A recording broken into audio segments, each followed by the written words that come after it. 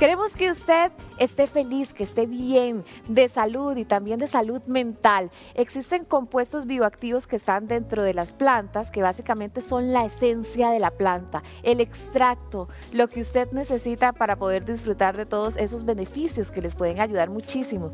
Pero ¿de dónde se sacan? Está con nosotros la doctora Erika Salazar para hablarnos de este tema. Buenos días, ¿cómo está? Buenos días, muy bien, muchas gracias.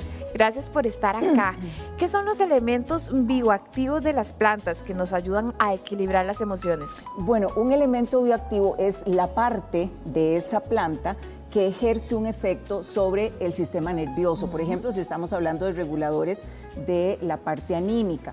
Entonces es importante que sepamos que, como hablábamos hace un momentito, cada una de estas plantas que han sido estudiadas y han evidenciado tener un efecto en el sistema nervioso, tienen una esencia. Es la parte de esa planta que realmente puede actuar modificando la química de nuestro cerebro. Entonces esos elementos bioactivos son muy específicos, ¿de acuerdo? Por eso es importante que cuando nosotros vamos a consumir un suplemento natural, por ejemplo un extracto de una planta para mejorar la parte anímica, sepamos cuánto extracto contiene o cuánto deberíamos consumir para que realmente la parte que funciona de eso tenga un efecto en mi sistema nervioso. Cuando nosotros queremos tener una mente ágil, poder estar bien activos, poder concentrarnos en lo que necesitamos hacer, ¿cuáles compuestos bioactivos deberíamos de buscar? Bueno, mira, para poder estar con una mente lúcida y concentrarnos tenemos que tener varias cosas en cuenta. Deberíamos tener una mente un poco apaciguada, ¿cierto? Porque si estamos muy ansiosos y tenemos mucha información rondando, no vamos a poder tener una buena memorización. Si no prestamos atención, tampoco logramos recordar las cosas. Se han visto que hay varios elementos de extractos naturales que pueden ayudar en esto. Uno es el extracto de una planta que se llama Bacopa moynieri. Y este extracto de esta planta se ha visto que actúa como un nootrópico. Los nootrópicos son sustancias que van al sistema nervioso, aumentan la biodisponibilidad de ciertos neurotransmisores, que son estas sustancias químicas que permiten que se comuniquen las neuronas y favorecen, por ejemplo, los procesos de concentración y de memoria. Entonces, ese es un ejemplo. Luego, otros suplementos que pueden ayudar son aquellos que reducen las tasas de ansiedad.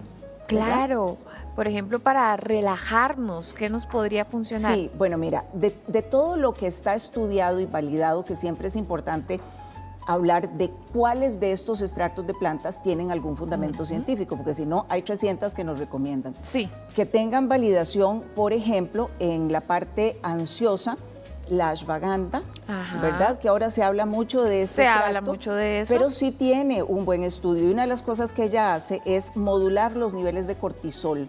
Entonces, además de que nos permite adaptarnos mejor al estrés, baja los niveles de ansiedad. Al bajar el cortisol, favorece que entonces prestemos más atención. Estamos viendo también el azafrán en pantalla. ¿En qué nos puede beneficiar el azafrán? Bueno, el azafrán se ha estudiado como un potente competidor, por así decirlo, con los fármacos antidepresivos. ¿De acuerdo? Hay varios estudios, uno publicado en el 2024, una revisión muy seria que se hizo en donde se validó que uno de los extractos del azafrán tiene varios componentes activos que mencionábamos ahora, como el safranol. Actúa de una forma muy similar a cómo actúan algunos antidepresivos, que lo que hacen es evitar que se capture un neurotransmisor que se llama serotonina. Entonces el azafrán se ha validado para el manejo de depresión leve a moderada, ¿verdad?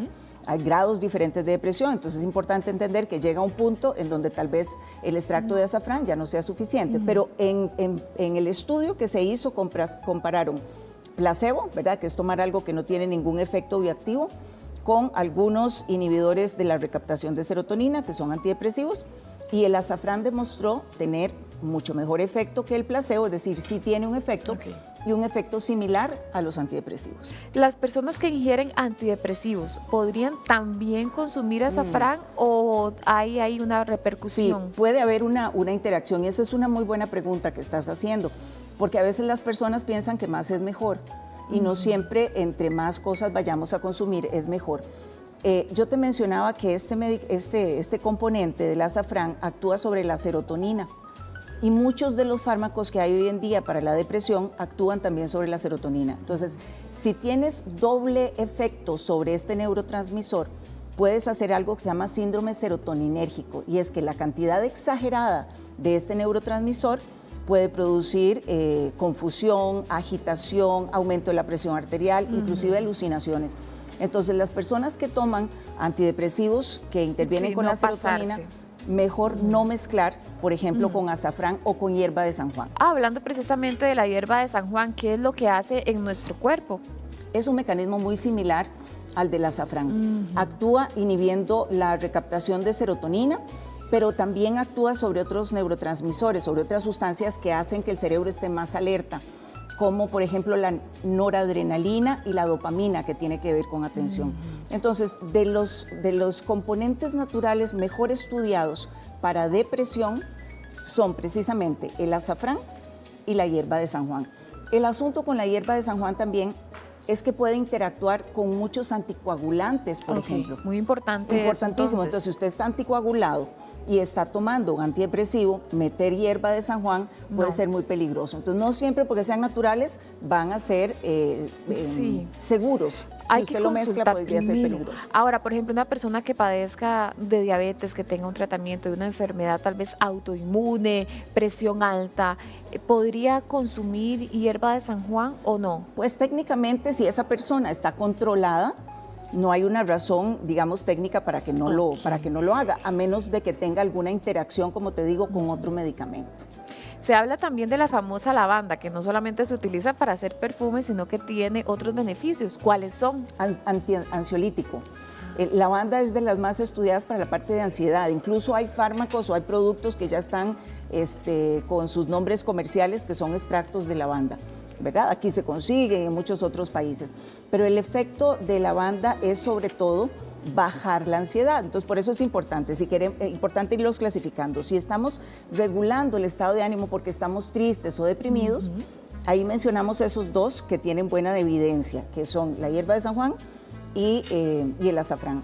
Y para la ansiedad, la lavanda es una de las que tiene más evidencia. ¿Y cómo debería de consumirse lavanda si una persona padece de ansiedad?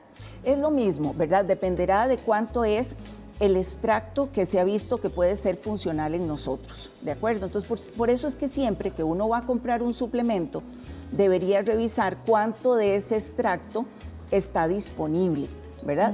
Por eso es que lo ideal sería que usted tenga una prescripción de un profesional que conoce en el asunto, ¿verdad? Para que te digan, ok, si usted va a consumir lavanda, la dosis de lavanda del extracto que deberías consumir, por ejemplo, es de 25 a 30 miligramos al día, dividida en 2 dosis.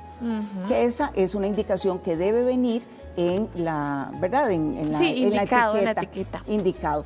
Pero la dosis también debe ser modulada.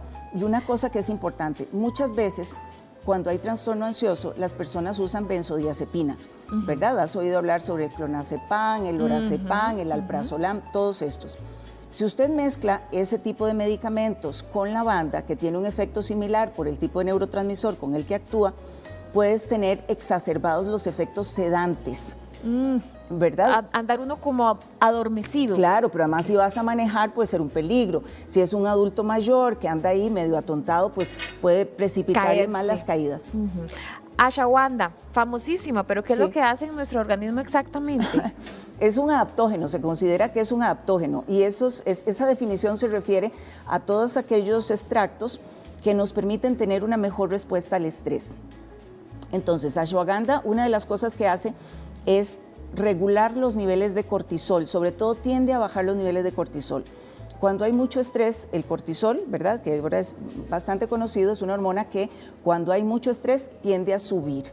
Si el cortisol sube, por lo general puede haber insomnio, puede haber aumento de peso porque nos favorece que guardemos más grasa, pueden haber problemas de memoria, y la ashwagandha favorece que bajen los niveles de cortisol. ¿Baja el cortisol en el cuerpo? Que, bueno, todo el mundo lo anda súper alto, doctora. No necesariamente, y es muy bonito eso que estás diciendo, porque vea, en algunos casos, cuando ya el estrés ha tenido mucho tiempo de estar metido con uno, ya ese cortisol, lejos de estar alto, tiende a estar muy bajo.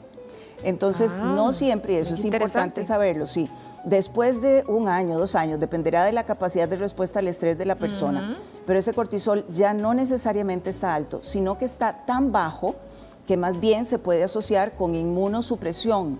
Es decir, mi sistema inmune está debilitado, la capacidad de respuesta inflamatoria se ha disminuido porque el cortisol es antiinflamatorio, pero además puede haber mucho cansancio porque el cortisol también regula de alguna manera la energía.